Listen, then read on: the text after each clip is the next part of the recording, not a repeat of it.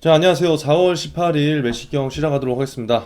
자, 지금 아, 미라클 모닝 현재 지난주부터 우리가 시작하고 있는데 굉장히 좋은 것 같아요. 긍정적으로. 뭐 미라클 모닝에 참석하고 있는 우리 중대원들은 다 같이 계속해서 2주차 힘차게 달려왔으면 좋겠고요. 참석을 이번에 못한 학생들은 5월에도 제가 아마 미라클 모닝을 이거 진행을 할 것 같아요. 그래서 한번 이 친구들이 하고 있는 것들을 한번 다 같이 한번 보시고, 지금 우리가 뭐 여러 가지로 만나기도 힘들고 오프라인에서 뭔가를 같이 하기 힘든 현실이기 때문에 온라인이라는 공간에서 우리가 충분히 마음을 같이 하고 함께할 누군가와 이렇게 시너지를 낼 수 있다는 것을 저는 이제 보여주고 싶거든요. 그래서 아무쪼록 많은 분들이 이렇게 좀 동기부여도 스스로 되고, 꼭 나 혼자서 뭔가를 꼭 하지 않고 옆에 친구들과 같이 할 수 있다는 것들을 좀 이렇게 알아줬으면 좋겠어요. 그래서 아무쪼록 이번에 미모 2주차 들어가는 학생들은 이번 주에 조금 지난주보다는 조금 더 타이트하게, 우리 좀 더 힘냈으면 좋겠습니다. 자, 오늘 4월 18일 매식경 들어갈 거고요. 지금 자소서 많이 지금 뜨고 있죠. 금융권을 불문하고 뭐 여러 군데 많이 써보세요. 많이 써보고 그리고 그 안에서 여러분들이 원하는 데에 합격이면 됐겠지만, 그게 아니더라도 일단 많이 써보면 자소서가 늘 수밖에 없거든요. 그래서 뭐 고민하지 말고요. 여기 쓸까 말까, 내 스펙 이런데 어쩔까, 뭐 그런 거 절대 고민하지 마시고요. 일단 써보기를 추천드리겠습니다. 자, 오늘 첫 뉴스입니다. 자, 뉴욕 증시 실적 개선 지표 호조로 상승됐다. 다우 S&P 최고 마감 됐네요. 뉴욕 증시가 기업 실적과 지표 개선에 상승세를 지금 이어가고 있어요. 지금 뭐 다우라던가 S&P뿐만 아니라 코스피도 계속 상승장이기 때문에 이런 방향성들을 여러분들이 꾸준하게 알고 있어야 돼요. 그래서 이 기사는 그냥 제가 뭐 따로 풀이를 안 할게요. 그래서 왜 지금 지표들이 좋아졌는지, 경기 회복 기대가 왜 커졌는지, 이러한 것들을 신문 기사를 조금씩 보면서 방향성을 우리가 잡아가면 됩니다. 그래서 너무 어렵게 고민하지 말고요. 이런 것들, 지표 개선에 뭐 이런 국채 금리 하락이 되는데 왜 주가가 안정됐다, 이런 것들을 한번 찾아보면서 공부를 우리가 스스로 해보는 거예요. 그리고 중국 성장률이 개선됐구나, 이게 세상이 돌아가는 이제 흐름인 거잖아요. 그렇기 때문에 우리나라 같은 경우에는 특히 증시가 우리나라 코스피 지수 하나에만 영향을 미치는 게 아니라 미국 증시를 기반으로 해서 세계 여러 나라들, 중국 증시도 봐야 되고, 세계 다양한 나라들의 경제 흐름과 밀접하게 연관이 되어 있다 보기 때문에 이러한 방향성들을 조금 뭐 엄청 깊이는 아니더라도 방향성 정도는 우리가 알아야 된다는 거죠. 하지만 증권회사를 준비하는 친구들은 꼼꼼히 다 보셔야 돼요. 그건 제가 뭐 말을 안 해도 여러분들이 알 거라 생각하고요.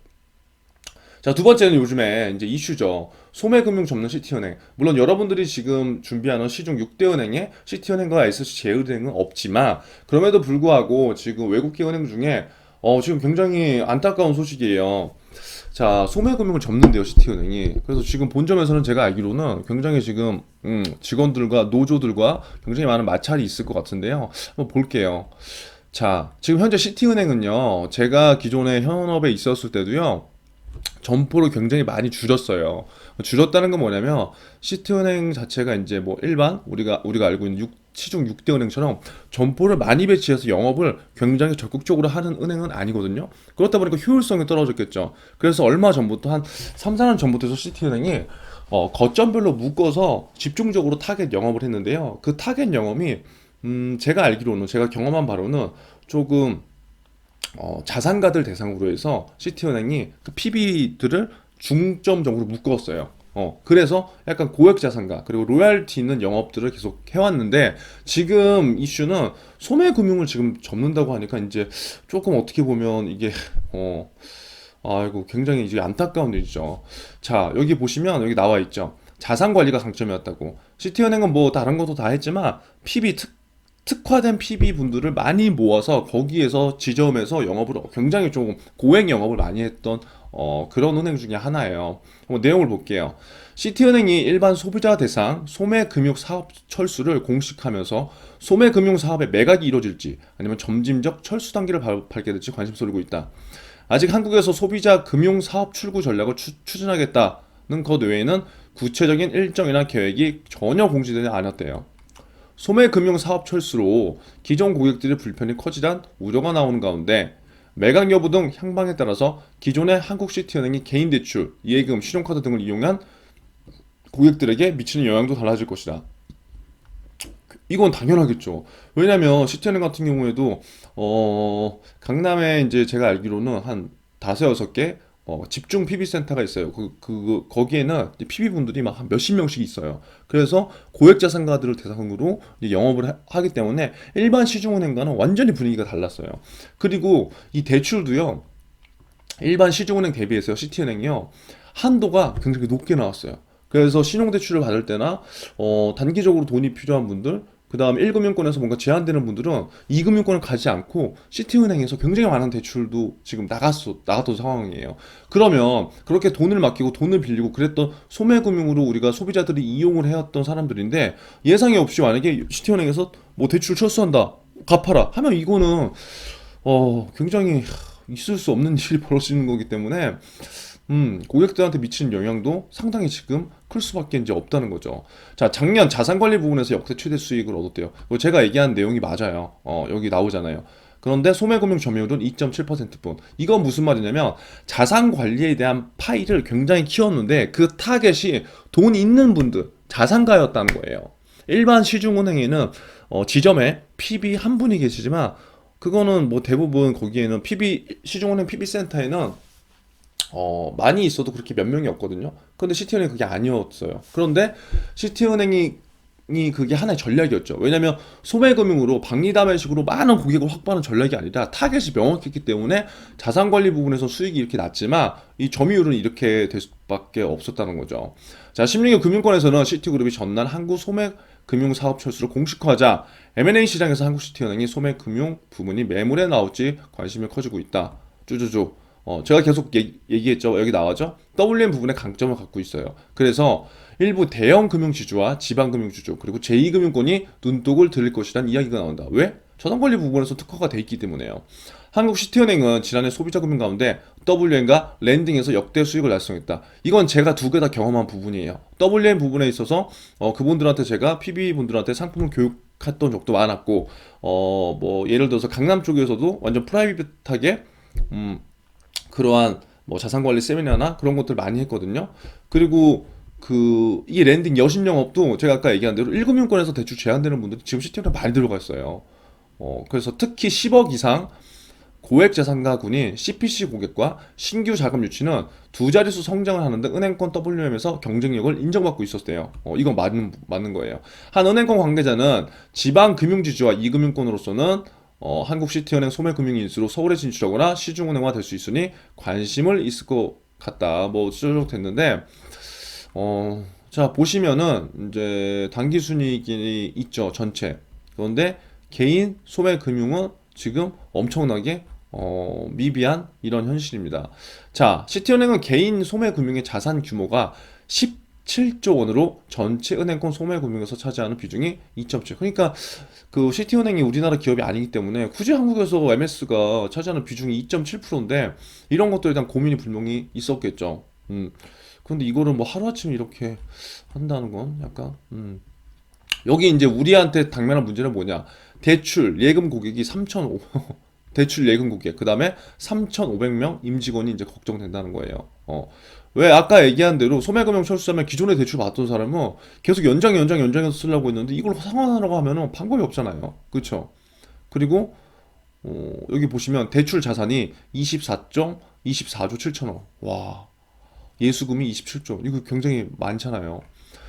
시티은행 점포가 2017년도에 맞아요. 제가 기억하는 건 요 정도 연도였어요. 그래서 점포 통폐합 작업을 한 다음에 39개 정도 있었는데 이거 그러니까 굉장히 적은 거죠. 일반 시중은행에 대비해서. 그래서 아직 뭐 구체적인 얘기가 나오지 않았지만 이 이슈가 제가 봤을 때는 어떻게 해결이 될지 모르겠지만 굉장히 지금 금융권 자체적으로도 큰 이슈임에는 명확한 거죠. 자, 세 번째, 들썩거리는 서울 아파트 매매, 전세 시장도 불안하다. 집값이 도저히 지금 떨어지지가 않아요. 그 다음에 전세 시장도 이제 불안하다는 건데 한번 볼게요.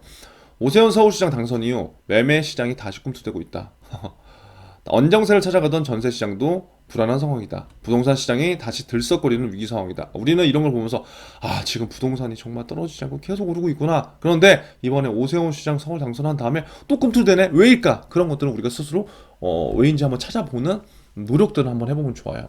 자, 이사 공급 대책 이후 한동안 숨고르기에 들어갔던 집값 상승률이 뭐예요? 재차 확인됐다. 상승률이.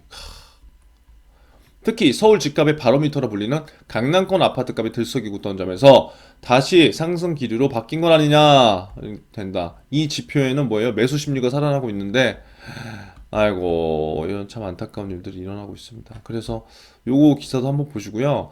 그러니까 요 내용을 그냥 간단하게 한번 보자면 이사 공급 대책 이후에 이사 공급 대책이라는 거 한번 찾아보세요. 그러니까 지금 계속 집값이 오르는 게 공급 부족이다, 공급 부족이다 이제 이런 말들이 굉장히 많았잖아요. 그래서 근데 이사 공급 대책 때 공급을 풀어준다고 했는데 뭐 믿는지 안 믿는지 일반 사람들 입장에서는 대부분 안 믿거든요, 사실. 그런데 그럼에도 불구하고 약간 어느 정도 효과는 있었다는 거죠. 하지만 이번에 오세훈 시장이 이제 당선된 이후에 일단 여당과 야당 입장 차이가 있을 거고 내년에 이제 정권이 바뀔 수도 있는 입장이기 때문에 최대한 지금 국민들이 갖고 있는 가장 큰 불만 중에 하나가 이 부동산이거든요. 이 부동산 문제를 해결을 하는 집권당이 아무래도 국민들의 마음을 좀 더 얻을 수 있기 때문에 지금 기존과는 약간 다른 기조로 오세훈 시장이 서울에 있는 정책들을 풀어갈 겁니다. 지금 재건축 시장도 그렇고요. 그래서 그렇게 되다 보니까 오히려 서울 집값이 지금 더 올라갈 수 있는 그러한 불안정한 시장이다라고 우리는 거기까지만 일단 정리를 해보고 넘어가면 될 것 같아요. 그럼 여기에서 이제 내가 이제 뭐 금융인으로서 아니면 내가 이제 취업을 하고 집을 구해야 되는 입장에서 한번 곰곰이 생각해 보면 이게 진짜 큰 문제가 아닐까 싶어요. 뭐 예를 들어서 매매를 하거나 전세 시장이 불안하게 된다면 당연히 일반 서민들 입장에서는 대출을 껴서 사야 되겠죠. 그러면 가계부채는 계속적으로 증가될 수 밖에 없는 현실이지만 대출이 늘어남에도 불구하고 일반인들 입장에서 집을 사고 싶다고요, 지금. 왜? 집값이 이렇게 올라가니까. 그러니까 이러한 사회 현상들이 금융시장에서 뭐가 정답은 없지만 만약에 금융권으로 취업을 하는 학생들은 이런 것들을 곰곰이 생각해 봐야 될 거고요. 또 꼭 금융권으로 취업을 하지 않는다고 하더라도 여러분들은 언젠가 내 집 마련을 해야 될 건데 그럼 이 시장에서 내가 도대체 어떻게 이런 것들을 공부하면서 살아남아야 될까? 취업이 물론 중요하지만 취업보다 여러분 나중에 되면 더 중요한 게 이제 부동산이기 때문에 이런 것들에 대해서 관심을 지금부터라도 꼭 저는 가졌으면 좋겠다고 매일 외식경에서 얘기하고 있습니다. 자, 다음 기사예요. 지방은행 임대 수익 뚝이래요. 착한 임대인 운동 너무 착했나? 뭐 얘기만 들어도 알겠죠 무슨 내용인지. 지방은행이 지난해 부동산 임대 수익이 줄었대요. 뭐 많은 수익 중에. 근데 왜냐? 소상공인을 위해서 임대료 감면 면제하는 착한 임대인 운동으로 수익 감소가 됐대요. 지금 지방은행을 준비하는 친구들도 있기 때문에 이러한 이슈를 각 은행별로 찾아보세요. 대구은행, 부산은행, 경남, 광주, 뭐 이렇게 전북은행 이렇게. 그래서 그 각 지방은행이 갖고 있는 특수성이 있잖아요. 그런 것들을 한번 잘 보면 좋아요. 그래서 지난해 부동산 임대 수익은 41억 7천으로 5억 1,900만 원 감소했다는데 사실 제 입장에서는 이게 크게 감소했다고는 생각하지 않아요.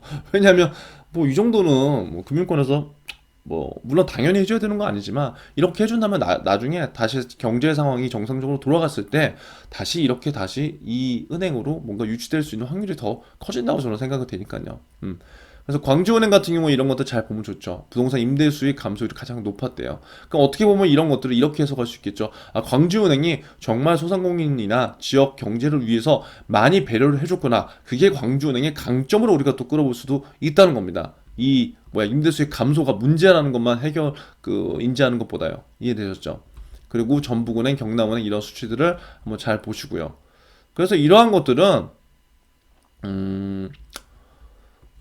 뭐 단기적으로는 굉장히 리스크가 될 수도 있겠지만 장기적으로 그리고 또 지역 경제를 끌어가는 지방은행 입장에서는 오히려 이러한 게 전화위복의 기회가 저는 될 수 있다고 생각되기 때문에 그리고 이제 여러분들이 만약에 은행권을 준비하는 친구들이라면 물론 수익이 이렇게 안 나면 안 좋지만 이러한 것들을 각 은행의 강점으로 잘 활용을 해서 그 은행이 갖고 있는 현실들을 다시 한번 찾아보면서 강점 분석을 해보신다면 훨씬 더 좋은 자소서와 면접 준비가 되지 않을까 싶습니다. 자, 다음 기사는요. 도지코인 광란의 급조일 하루 거래 15조. 진짜 대단해요, 지금. 지금 이제 금융시장의 그 흐름을 여러분들 잘 이해해야 되는 게요. 작년에 코스피가 엄청나게 상승을 한 이후에 그다음에 각종 뭐 ETF라든가 퇴직연금 등의 증권 관련된 그 시장에 우리가 굉장히 많은 관심을 가졌죠. 그런데 작년 이제 하반기부터 해서 다시 코인에 대한 관심이 굉장히 많이 쏠렸어요. 그리고 지금도 코인에 대한 거래 대금이 굉장히 많이 들어가요. 그래서 올해 1월만 보더라도 주식 예탁금이 엄청나게 많았는데 지금 많이 빠졌어요. 부동산으로도 일부가 들어가고요. 그 중에 또 코인으로도 들어가는 이슈들도 있고요. 그런데 이 코인 같은 경우에는 지금 일반 직장인들이나 젊은 여러분들 같은 2030 세대도 굉장히 많이 들어가요. 왜? 변동성이 너무 크기 때문에 이거 하면 내가 목돈을 조금 마련할 수 있겠다라는 막연한 희망. 근데 막연한 희망이 아니라 내 주변의 사람들이 막 수익을 나니까 나도 들어가는 거예요. 물론 그러한 경험들을 해보는 건 물론 좋을 수 있지만 그래도 공부는 하고 우리가 어떠한 투자를 하는 건 좋다는 거죠. 자, 보세요. 암호화폐 시장의 묻지마 투자가 아슬아슬한 수위로 치닫고 있대요. 한국 투자자들의 도지 코인 거래 대금이 15조에 육박했다. 앨런 머스크 힘이 진짜 큰 거예요. 도지코인 모르시면 한번 쳐보세요. 자, 이 도지코인이 지금 핫 이슈가 되고 있는데 비트코인보다 지금 19배가 많았대요. 그리고 코스피 거래대금까지 추월했대요. 그러니까 지금 우리가 주식시장에서 돈을 벌고 하는 것도 굉장히 좋지만 결국 기술적 분석, 기본적 분석을 해서 공부를 꾸준하게 해서 돈을 버는 분도 많지만 거래량을 보고 판단해서 들어가는 분들도 굉장히 많거든요. 근데 지금 코인 같은 경우에도 이것도 마찬가지죠. 심리 지수가 굉장한 거예요. 자, 도지코인은 2013년 소프트웨어 개발자 빌링 마커스와 잭슨 팔모가 재미삼아 만든 화폐래요. 재미삼아 만든 화폐. 일론 머스크 테슬라 CEO가 좋아한다고 해서 유명해졌을 뿐. 계속 그 일론 머스크가 계속 지금 강조하고 있어요. 본인 트위터에도 그렇고 이 코인을 활용해 추진되는 사업은 지금 딱히 없대요. 그러니까 지금 우리가 코인 투자를 할 때도 추진되는 사업이 있는 것들이 있고요. 그냥 보이지 않는 것들이 있는데 그거는 솔직히 알 수가 없어요. 이게. 그런데 이러한 지금 기사가 나온다거나 매스컴에서 하는 거는 지금 실체가 없는데 너무 많이 투자하지 말라는 거예요. 근데 그 말이 맞을 수도 있고 틀릴 수도 있어요. 왜? 부동산 정책을 보면 그렇죠. 뭐 어떻게도 알 수 없는 거예요. 투자에는. 그러니까 물론 결과만 좋으면 된다 그런 건 아니지만 그래도 여러분들이 내 스스로 투자를 하게 된다면 이러한 시장의 흐름 정도는 어느 정도 알고 내가 왜 투자를 하는지는 명확히 설정하고 들어가야 되고 내가 만약에 변동성을 즐긴다고 한다면요.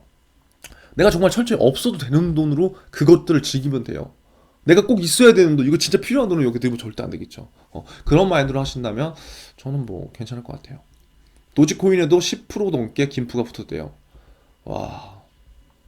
업비트에서 도지코인 가격이 13일 125원, 190원, 238원, 450원. 이거 보세요. 엄청나잖아요. 하루 만에 투자금을 2배로 불을 수 있는 얘기가 지금 막 각종 오픈망에서 퍼지고 일주일 전과 비교하면 이렇게 됐다. 그럼 1,000만 원 넣은 사람은 얼마예요? 그러니까 1,000만 원 넣은 것도 대단하겠지만 500만 원 넣은 사람은 얼마고? 그러니까 굉장한 건데 이 시장의 방향성을 본다면 이게 무서운 거예요. 도지코인이 뛴 건 해외도 마찬가지지만 한국이 지금 유독 가겠다. 그럼 왜 강했냐? 부동산은 지금 너무 높아. 주식도 지금 약간 혼조세야. 그냥 코인이 변동성 좋대. 그래서 들어가는 게 지금 굉장히 좀 많다고요. 물론 다는 아니지만. 국내 투자자들의 사자 주문이 몰리면서 도지코인에도 10에서 15% 안팎의 김치 프리미엄이 붙었대요. 그러니까 이게 뭐냐면 시세보다 이렇게 비싸게 형성된다는 거. 그래서 지금 비트코인을 제외한 알트코인이 굉장히 인기가 있는데 한 방을 노리는 투자자들이 굉장히 이제 많다는 거예요. 이게 이제 이런 변동성을 뭐 즐길 수도 있고 한데 만약에 금융권을 들어가는 취업하고자 하는 학생들은 이러한 시장 환경을 잘 한번 이해를 해보고 내 고객들한테 어떠한 얘기를 해줄까? 내 고객들 중에 분명히 코인을 하는 친구들도 있을 거란 말이에요. 하시는 분들. 그럼 무조건 코인이 나쁜 건 아니잖아요.